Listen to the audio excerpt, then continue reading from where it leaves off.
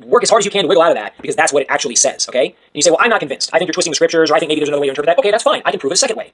Revelation 4 verse 10 says, the 4 and 20 elders fall down before him that sat on the throne. Okay, this is immediately right after what I just read from Revelation 4. Verse 10, the 4 and 20 elders fall down before him that sat on the throne, okay, and worship him that liveth forever and ever, and cast their crowns before the throne, saying, Thou art worthy, O Lord, to receive glory and honor and power, for thou, talking to him that sat on the throne, thou hast created all things, and for thy pleasure they are and were created. So two more identifiers for him that sat on the throne. He created all things, and all things were created for his pleasure. All things were created for him, okay? Now you go to Colossians 1 verse 16, and the Bible tells us that by Jesus Christ, it says, by him were all things created. Jesus is the creator of all things. And at the end of the verse, it says, all things were created by him and for him, okay? So the person who sits on the throne created all things, by him were all things created and for his pleasure. And Colossians 1:16 says that Jesus Christ created all things. All things were created by him and for him. Jesus Christ is him that sitteth upon the throne.